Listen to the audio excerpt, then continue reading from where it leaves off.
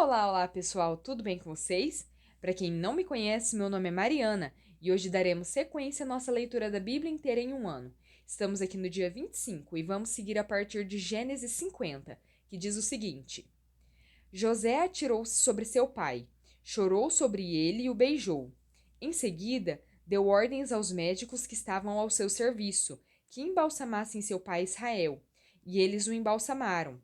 Levaram 40 dias completos, pois esse era o tempo para o embalsamamento, e os egípcios choraram sua morte 70 dias. Passados os dias de luto, José disse à corte do faraó: Se posso contar com a bondade de vocês, falem com o faraó em meu favor. Digam-lhe que meu pai fez-me prestar-lhe o seguinte juramento: Estou à beira da morte. Sepulte-me no túmulo que preparei para mim na terra de Canaã. Agora, pois, peçam-lhe que me permita partir e sepultar meu pai. Logo depois voltarei. Respondeu o faraó: Vai e faça o sepultamento de seu pai, como este o fez jurar. Então José partiu para sepultar seu pai. Com ele foram todos os conselheiros do faraó, as autoridades da sua corte e todas as autoridades do Egito, e, além deles, todos os da família de José, os seus irmãos e todos os da casa de seu pai. Somente as crianças, as ovelhas e os bois foram deixados em Gósen. Carruagens e cavaleiros também o acompanharam. A comitiva era imensa. Chegando à Eira de Atade, perto do Jordão, lamentaram-se em alta voz, com grande amargura. E ali José guardou 7 dias de pranto pela morte de seu pai. Quando os cananeus que lá habitavam viram aquele pranto na Eira de Atade, disseram: Os egípcios estão celebrando uma cerimônia de luto solene. Por essa razão, aquele lugar, próximo ao Jordão, foi chamado Abel Mizraim. Assim fizeram os filhos de Jacó o que este lhes havia ordenado. Levaram-no à terra de Canaã e o sepultaram na caverna do campo de Macpela, perto de Manré, que, com o campo, Abraão tinha comprado de Efron, o Hitita, para que lhe servisse de propriedade para a sepultura.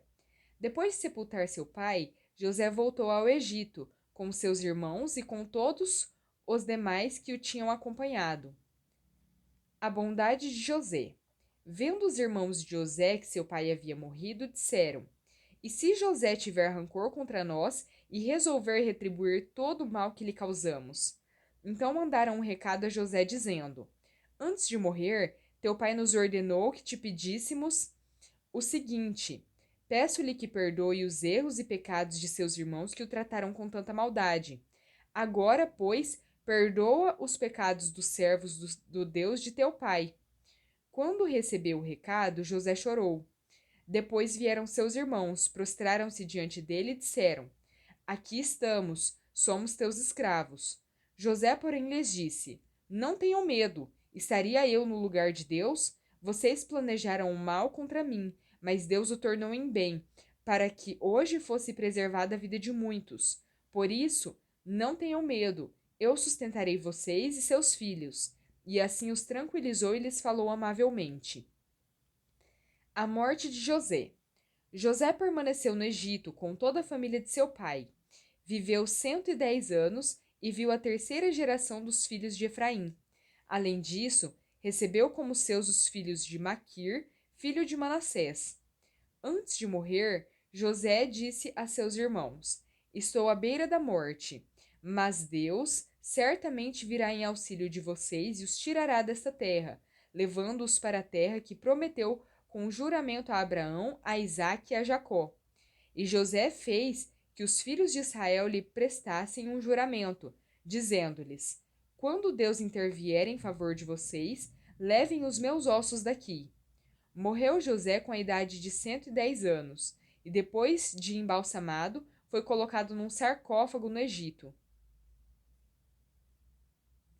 Êxodo 1. A opressão no Egito.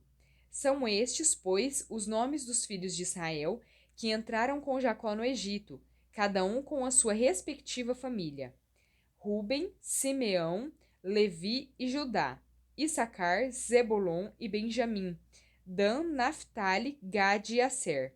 Ao todo, os descendentes de Jacó eram 70. José, porém, já estava no Egito. Ora, morreram José, todos os seus irmãos e toda aquela geração.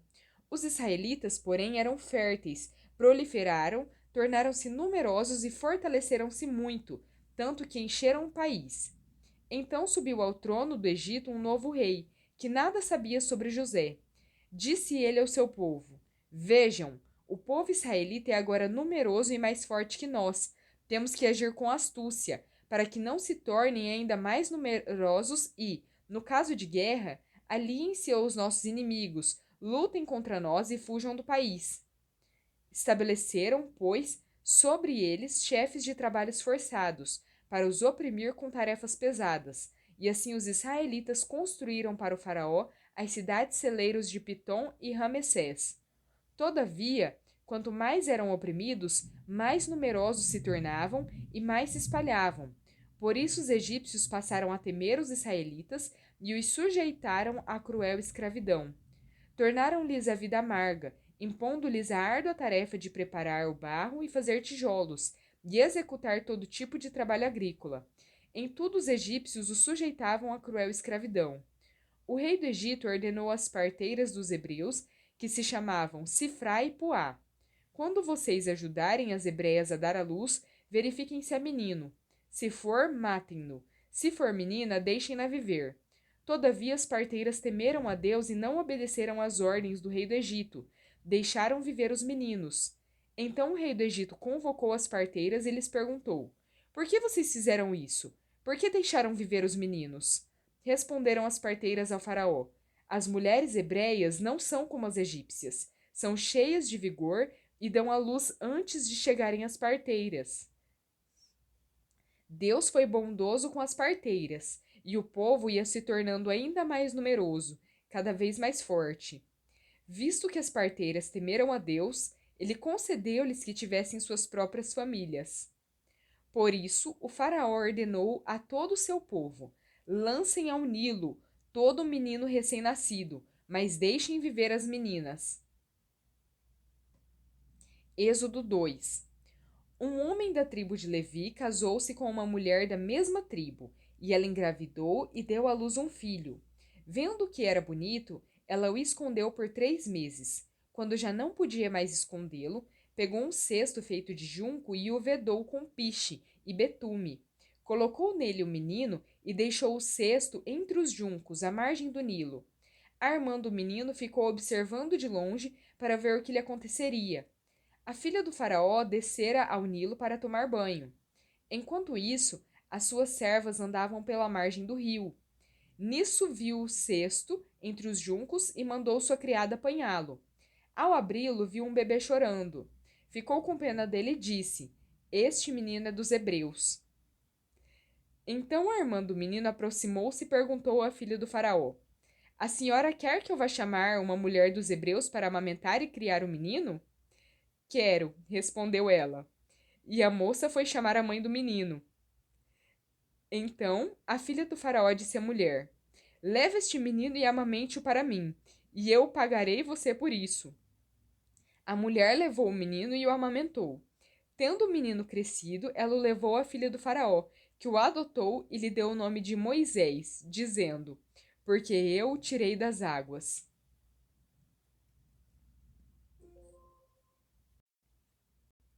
Mateus 16, versículos 13 em diante. Chegando Jesus à região de Cesareia de Filipe, perguntou aos seus discípulos: Quem os outros dizem que o Filho do Homem é? Eles responderam: Alguns dizem que é João Batista, outros Elias, e ainda outros Jeremias ou um dos profetas. E vocês? Perguntou ele: Quem vocês dizem que eu sou? Simão Pedro respondeu: Tu és o Cristo, o Filho do Deus vivo. Respondeu Jesus: Feliz é você, Simão, filho de Jonas, porque isto não foi revelado a você por carne ou sangue, mas por meu Pai que está nos céus. E eu digo que você é Pedro, e sobre esta pedra edificarei a minha igreja, e as portas do Hades não poderão vencê-la. Eu darei a você as chaves do reino dos céus. O que você ligar na terra terá sido ligado nos céus, e o que você desligar na terra terá sido desligado nos céus. Então advertiu a seus discípulos que não contassem a ninguém que ele era o Cristo. Desde aquele momento, Jesus começou a explicar aos seus discípulos que era necessário que ele fosse para Jerusalém e sofresse muitas coisas nas mãos dos líderes religiosos, dos chefes dos sacerdotes e dos mestres da lei, e fosse morto e ressuscitasse no terceiro dia. Então Pedro, chamando-o à parte, começou a repreendê-lo, dizendo: Nunca, Senhor, isso nunca te acontecerá. Jesus virou-se e disse a Pedro: Para trás de mim, Satanás. Você é uma pedra de tropeço para mim, e não pensa nas coisas de Deus, mas nas dos homens. Então Jesus disse aos seus discípulos: Se alguém quiser acompanhar-me, negue-se a si mesmo, tome a sua cruz e siga-me. Pois quem quiser salvar a sua vida a perderá, mas quem quiser perder a sua vida por minha causa a encontrará. Pois que adiantará o homem ganhar o mundo inteiro e perder a sua alma? Ou o que o homem poderá dar em troca de sua alma? Pois o Filho do Homem virá na glória de seu Pai, com os seus anjos. Então recompensará a cada um de acordo com o que tenha feito. Garanto a vocês que alguns dos que aqui se acham não experimentarão a morte antes de verem o Filho do Homem vindo em seu reino. Mateus 17. 6 dias depois, Jesus tomou consigo Pedro, Tiago e João, irmão de Tiago, e os levou, em particular, a um alto monte. Ali ele foi transfigurado diante deles. Sua face brilhou como o sol, e suas roupas se tornaram brancas como a luz. Naquele mesmo momento, apareceram diante dele Moisés e Elias, conversando com Jesus. Então Pedro disse a Jesus: Senhor, é bom estarmos aqui. Se quiseres, farei 3 tendas, uma para ti, uma para Moisés e outra para Elias. Enquanto ele ainda estava falando, uma nuvem resplandecente os envolveu, e dela saiu uma voz que dizia: Este é o meu filho amado, de quem me agrado, ouçam-no. Ouvindo isso, os discípulos prostraram-se com o rosto em terra e ficaram aterrorizados. Mas Jesus se aproximou, tocou neles e disse: Levantem-se, não tenham medo. E erguendo eles os olhos, não viram mais ninguém a não ser Jesus. Enquanto desciam do monte, Jesus lhes ordenou: Não contem a ninguém o que vocês viram, até que o Filho do Homem tenha sido ressuscitado dos mortos. Salmo 21. O rei se alegra na tua força, ó Senhor. Como é grande a sua exultação pelas vitórias que lhe dás. Tu lhe concedeste o desejo do seu coração, e não lhe rejeitaste o pedido dos seus lábios. Tu recebeste dando-lhe ricas bênçãos, e em sua cabeça puseste uma coroa de ouro puro. Ele te pediu vida e tu lhe deste, vida longa e duradoura. Pelas vitórias que lhe deste, grande é a sua glória, de esplendor e majestade o cobriste. Fizeste dele uma grande bênção para sempre, e lhe deste a alegria da tua presença. O rei confia no Senhor, por causa da fidelidade do Altíssimo, ele não será abalado. Tua mão alcançará todos os teus inimigos. Tua mão direita atingirá todos os que te odeiam. No dia em que te manifestares, farás deles uma fornalha ardente. Na sua ira o Senhor os devorará. Um fogo os consumirá. Acabarás com a geração deles na terra, com a sua descendência entre os homens. Embora tramem o mal contra ti e façam planos perversos, nada conseguirão, pois tu os porás em fuga quando apontares para eles o teu arco. Sê exaltado, Senhor, na tua força. Cantaremos e louvaremos o teu poder. Provérbios 5, versículos 1 em diante. Meu filho, dê atenção à minha sabedoria. Incline os ouvidos para perceber o meu discernimento. Assim você manterá o bom senso, e os seus lábios guardarão o conhecimento. Pois os lábios da mulher imoral destilam mel. Sua voz é mais suave que o azeite, mas no final é amarga como o fel, afiada como uma espada de 2 gumes. Os seus pés descem para a morte. Os seus passos conduzem diretamente para a sepultura. Ela nem percebe que anda por caminhos tortuosos e não enxerga a vereda da vida. Bom, pessoal, terminamos por aqui a nossa leitura. Espero que vocês tenham gostado. Se gostaram, deixem o seu like, se inscrevam no canal se ainda não é inscrito e compartilhem também com outros colegas, amigos ou familiares que vocês gostariam que participassem dessa leitura e conhecessem mais sobre Deus e a Bíblia. Amém? Então, que Deus abençoe muito a vida de cada um. Fiquem com Deus e até a próxima.